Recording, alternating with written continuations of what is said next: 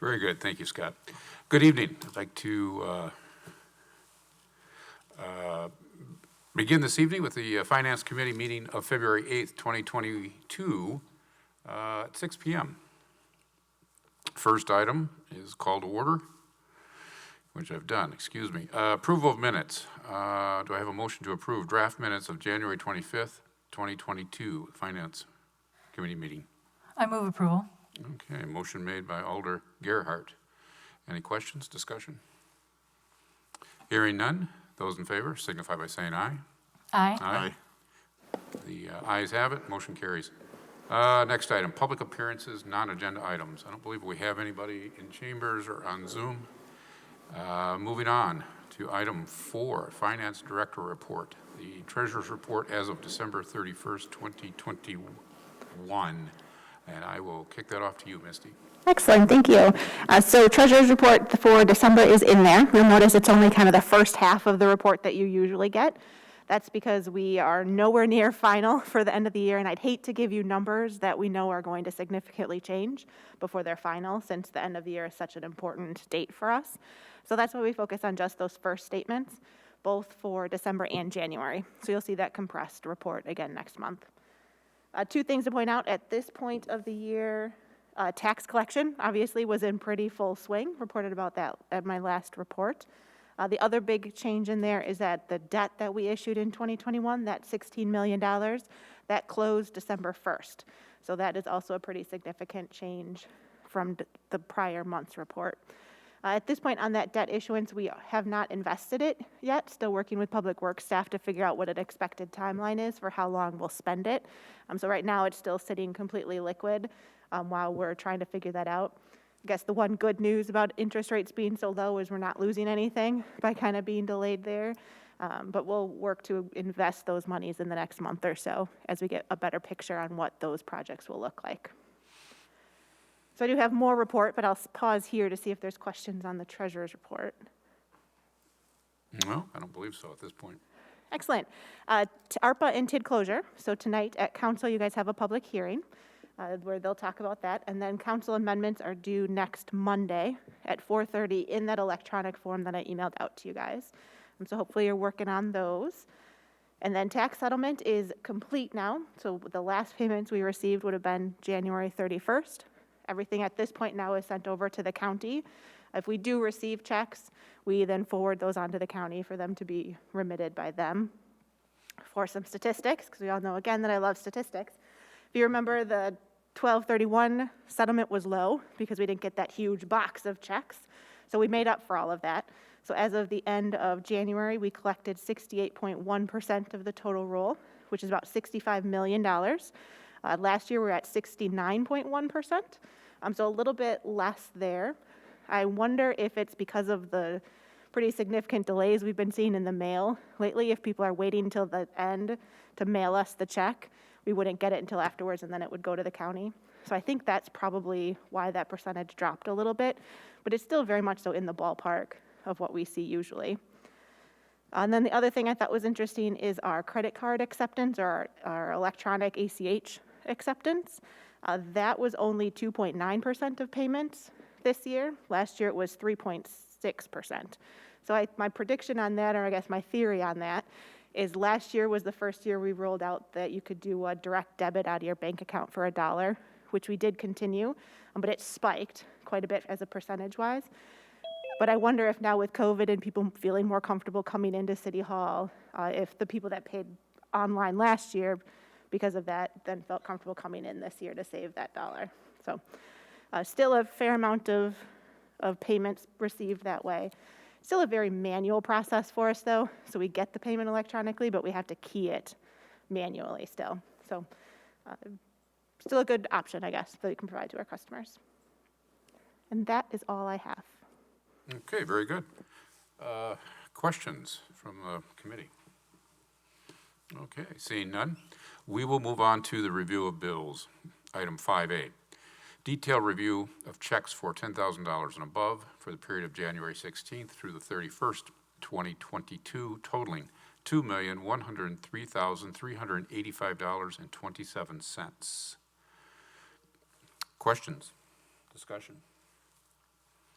Seeing none, moving on to 5B, detailed review of all checks issued, checks 1222988 through 123102 for the period of January 16th through the 31st, 2022, totaling $2,338,310.38. Questions from the committee?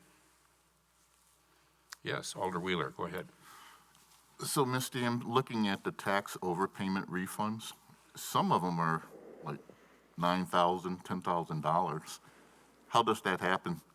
So that would be anxious homeowners that want to make sure that their taxes are paid in the prior year before December 31st, that are escrowing their taxes. They want to make sure that they're in there, but the escrow payment either hasn't been received or hasn't been notified to them that they had pay it. So they double pay it knowing that they'll get their money back after a delay, because we obviously have to make sure their check clears, get the escrow check and all of that. So it's not uncommon, but it is a pretty significant dollar amount. Yeah, thank you. Further questions? All right, seeing none, moving on to 5C, detailed review of ACH payments for $10,000 and above for the period of January 1st through the 31st, 2022, totaling $595,594.38. Questions from the committee? Seeing none, moving on to 5D, detailed review of all ACH payments for the period of January 1st through the 31st, 2022, totaling $604,967.51. Questions from the committee? Not on this item. Moving on to 5E, detailed review of P-card transactions for $10,000 and above for the cycle ending January 6, 2022. Total dollars, none. Questions from the committee? We just include that in there so you know we didn't miss it. Yes. Yep. Okay. Thank you. All right, moving on to 5F, review of P-card transactions for the cycle ending January 6, 2022. Total dollar amount, $194,805.80. Questions from the committee? Hearing none, we will move on to item 6, action items. First item, 6A. Do I have a motion for approval of Resolution R-04-22, authorizing transit service agreement between the City of Madison and the City of Fitchburg, and this was postponed from January 25th, 2022 meeting. I move approval. Okay, motion to approve made by Alder Wheeler. Let's see, who will speak? Let's kick that off to Andrew, since he's the go-to. All right, Andrew, you have the floor. Hi, everybody. Yeah, so thanks for being patient with us. We did get those two appendices updated, Appendix A featuring our projected service hours, and Appendix B with our service rate per hour. I do have Justin, the general manager of Metro, here as well to answer questions. But I will say, just kind of overall, what we're doing here is we have a 2015 transit agreement currently that's been updating every year. We started basically early last year working with Justin and the other partners, working through some potential details, knowing that, going through the pandemic and kind of the rapid loss of ridership and some of the service disruptions from different partners, not having service, and Metro still having all those buses and all those drivers, but not having the routes. I think Metro and some of the other partners wanted to make sure that we had some consistency and kind of reduce variability. On the partner end, I mean, certainly, it's great to have a little bit more assurances that we'll have a pretty stable bill at the end of the year, and then we have our operating reserve to cover that. So that was really the main addition here. We did have an operating reserve in the old agreement, but this increases that and requires a 25% minimum of our annual service cost. So that's one of the big changes, kind of shifting that up. Another big change is to include a 90% threshold for our service hours. So if it dips below that, we'll still be paying for 90% of our service hours, no matter if we use them or not.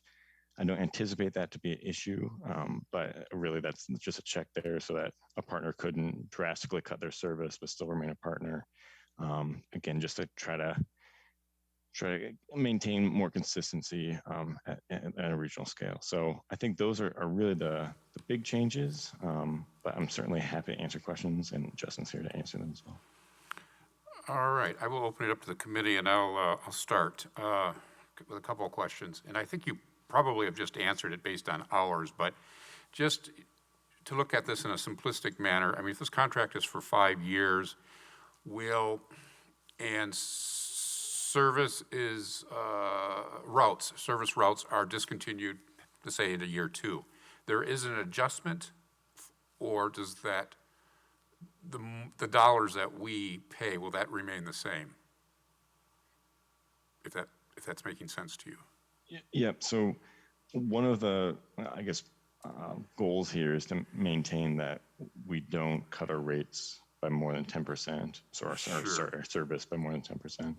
And so that will key into the, basically the 2022 that's shown on here. And so that's kind of creating a floor that if we go underneath that, we'll still be paying that $9,637. But I know in the past meeting you mentioned, if Metro changes that, and what kind of, or some implications of that. So this contract is really applying to if the partner chooses, to lower service hours. If these changes are brought on by Metro, we can certainly negotiate what that means, and certainly take that into consideration that wouldn't necessarily apply. So we do have that option to negotiate if there are changes. I mean, we're not at a system level, and I can let Justin kind of jump in a little bit more on that specificity. Okay. Oh, Justin, I don't know if we can hear you. Justin, did you want to comment further, or? And so that's one of the questions that came up. Justin, I think you're muted. Yep, there we go. Okay, sorry. Had the wrong microphone setting. Good evening, everyone. So yeah, Justin Stoneberg, General Manager at Metro Transit. As Andrew mentioned, there is this 90% threshold is really targeted at, if Fitchburg or any of the other partners want to change their service. There is a separate provision in there that spells out if Madison can't provide the service, then you aren't responsible for that 90% threshold. So it's really just targeted at choices that you as Fitchburg makes to change your service. Okay, very good. And then as another follow-up question, as you know, Justin, I sit on the Madison Transportation Policy and Planning Board as a regional rep. And last week they had the network design proposal that was presented. I noticed the number, I want to say I think it's Route 49, if I'm not mistaken, was not on that plan, but yet there were some other additions, I'll say more frequent stops up and down Fish Hatchery, which I was impressed with. Will this agreement, I should say, when that proposal goes into play, is that going to hinge upon the new proposal or what's there currently?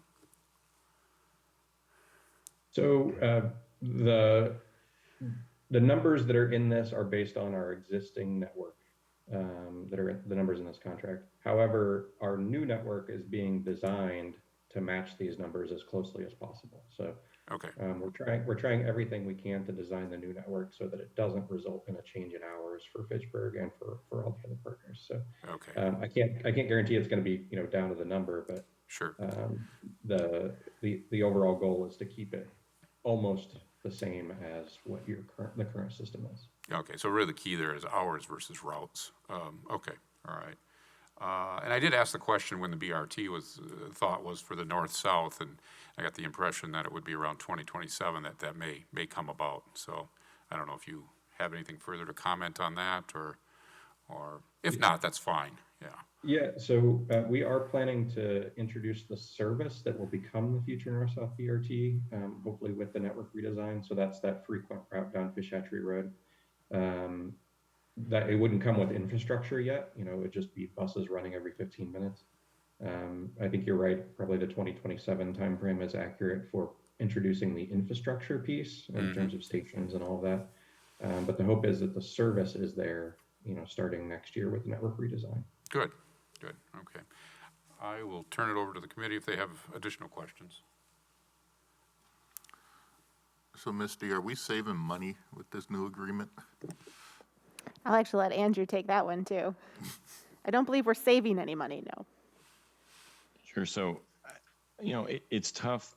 I don't want to get too complicated with this, but we basically, Metro does a great job of kind of collapsing their cost into a per hour number for us.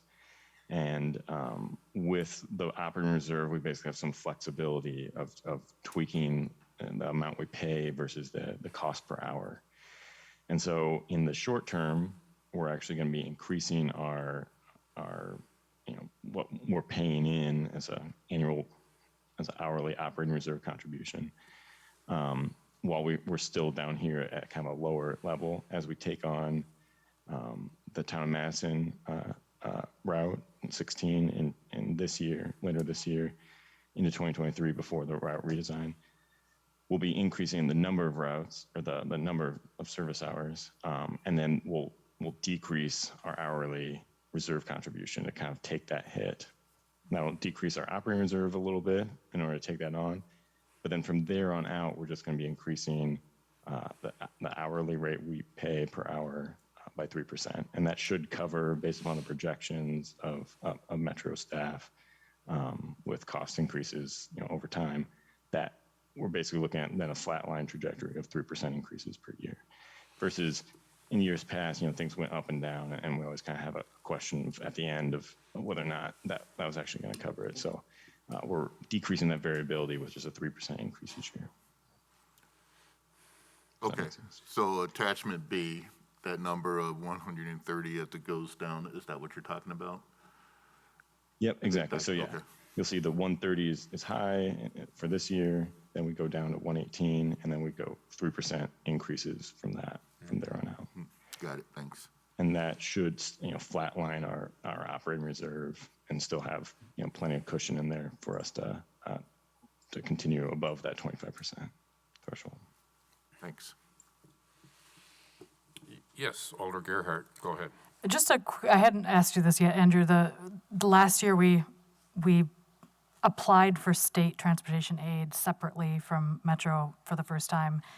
Do you know what the timeline is in terms of us knowing if we got that state funding directly? And obviously I know that has a long-term implications because theoretically we're going to have more money coming into Fitchburg because we're applying for that state aid directly. But I just didn't know what the status was on that currently. Sure. I haven't heard a whole lot. I was expecting late January, early February, so I expect in this month to hear back from them and then get a little bit more details. We kind of threw the numbers at them preliminarily. Now that we have a little bit more of this cost financial model figured out, we'd be updating that. So I do expect them to start reaching out and start clarifying that. So I can definitely let you know by next TTC Great. where we're still with it. Well, And then I'll update you all with the TCC report once I find out because that will definitely have an impact on the budget of our transportation system going forward. And then the complexity of the town of Madison, there's going to be a lot of moving pieces plus the network redesign. But, come 2023, 2024, I think that it'll be much more clear what the costs are and it'll be more stable, especially with this incorporates that influx of that federal funding that was because of COVID, which kind of cushions the increases. So that's my understanding is that there's a lot of moving pieces, but I think we should have a better understanding even come next year what this looks like going forward. Yeah, if you could keep us up to date on that, that would be wonderful as far as when additional dollars come in. It's always good news. Yeah, I certainly will. Further questions? Okay. Hearing none, we'll move on to moving it forward. Although, further discussion, Misty, do you have any further comments, I should say? Don't just remind you to take a vote. Yes. Those in favor signify by saying aye. Aye. Aye. The ayes have it, motion carries. Moving on to action item 6B.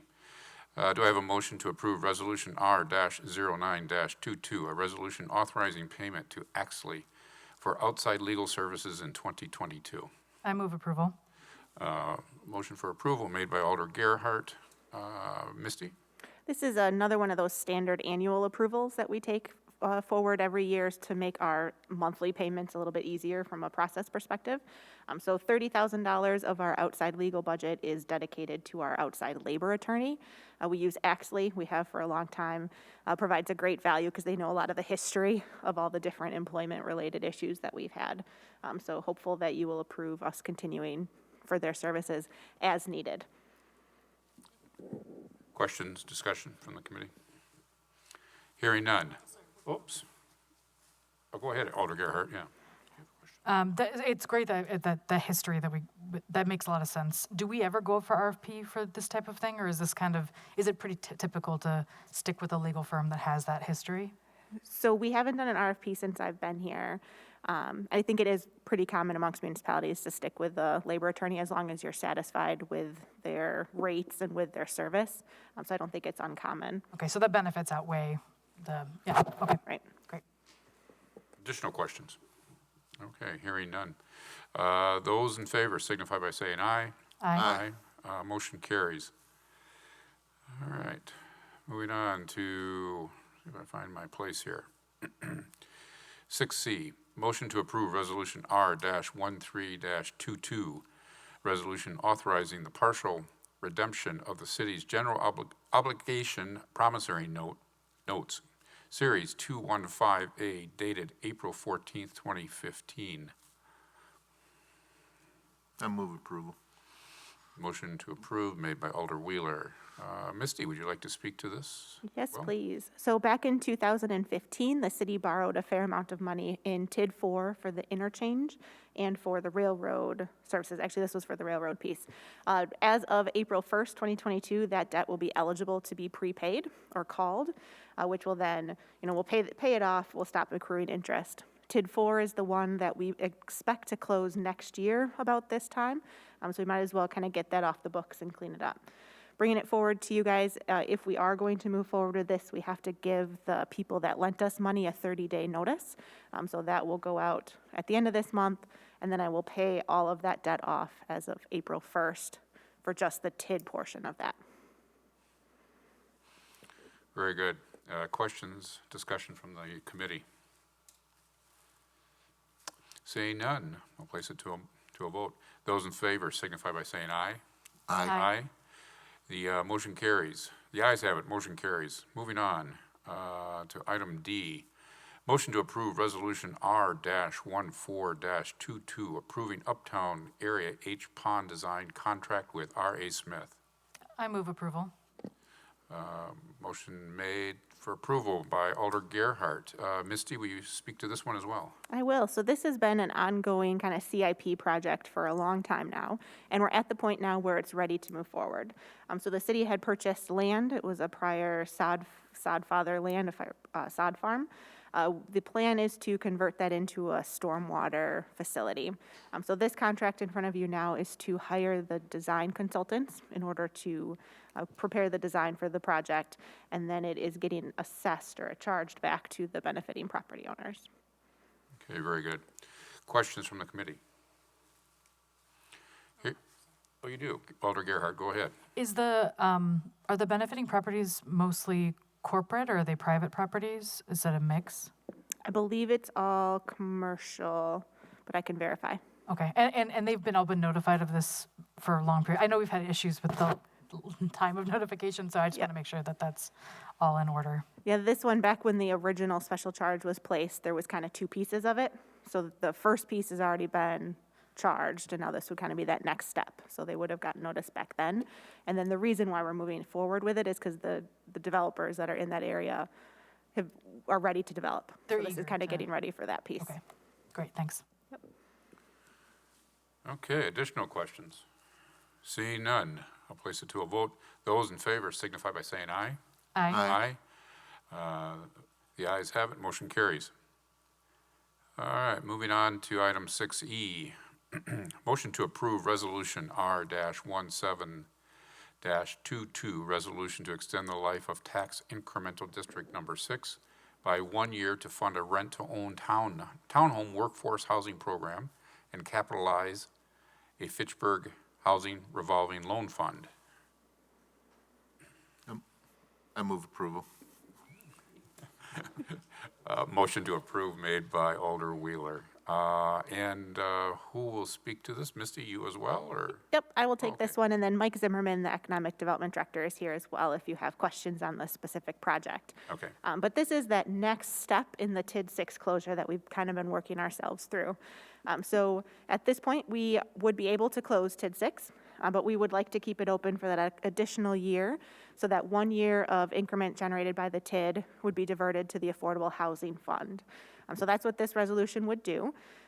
The specific project that we plan to fund with this funding would be that pilot rent-to-own townhome project that I know has been working its way through a variety of committees. Some additional work that needs to be done this year before we can actually do a pilot project. But that's the plan for this funding. And if this is approved, I believe it's $2.7 million that would go to that Affordable Housing Fund. Very good, okay. Questions, discussion from the committee? Alder Gerhart, go ahead. Thank you. I am curious about and maybe Mike, this is a question for you.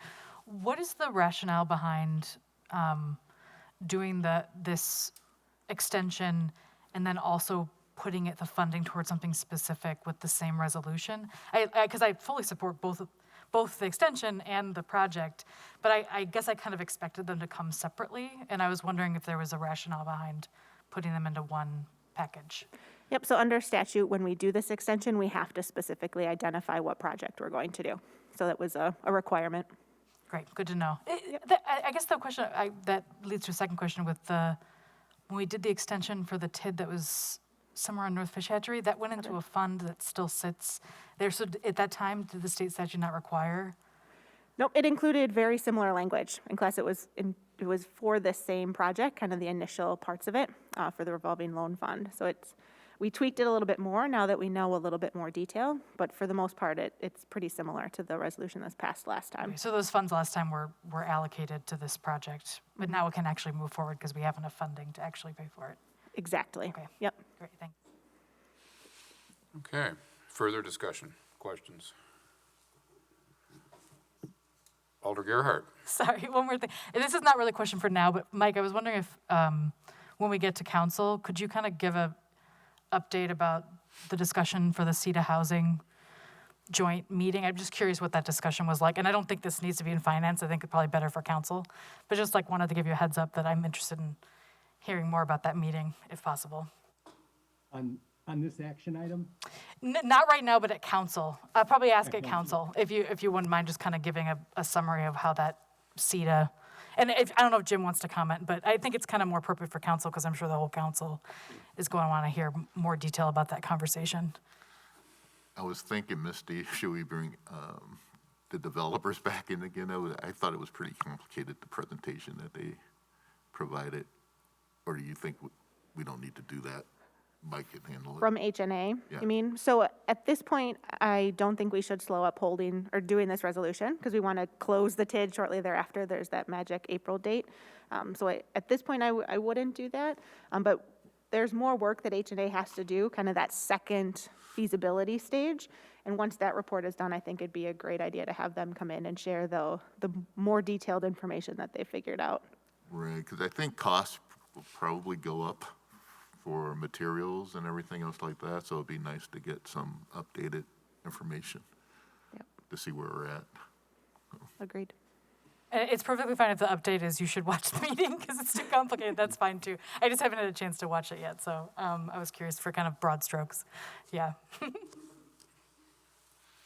Okay, additional questions or discussion? Seeing none, I'll place the motion to a vote. Those in favor signify by saying aye. Aye. Aye. The ayes have it, motion carries. Moving on to item 6F. Do I have a motion to approve Resolution R-17-22, 2022-23-22, rejecting bids for tree clearing and grubbing projects associated with West Lacey Road reconstruction. I move approval. Motion made by Alder Gerhart. Misty, will you speak to this as well? I will, and Andrew's here if we have more specific questions, but ultimately, we had gone out to bid for this project. The bids came back higher than what we had expected. We believe it's because of, I guess, misunderstanding about what could be done with some of the waste material. So we believe that by rejecting all of these bids, clarifying the bid intent, that we'll be able to get favorable pricing next time around. Very good. Any additional questions, discussion? No questions for Andrew. Very good. I'll place the motion to a vote. Those in favor signify by saying aye. Aye. The ayes have it. Motion carries. Moving on to item 7, announcements. Our next meeting is scheduled for February 22nd, 2022. Next item, do I have a motion to adjourn? I move adjournment. Okay, Alder Wheeler has made the motion to adjourn. No discussion? Those in favor signify by saying aye. Aye. Aye. The ayes have it, motion carries. We are adjourned at 6:31 PM.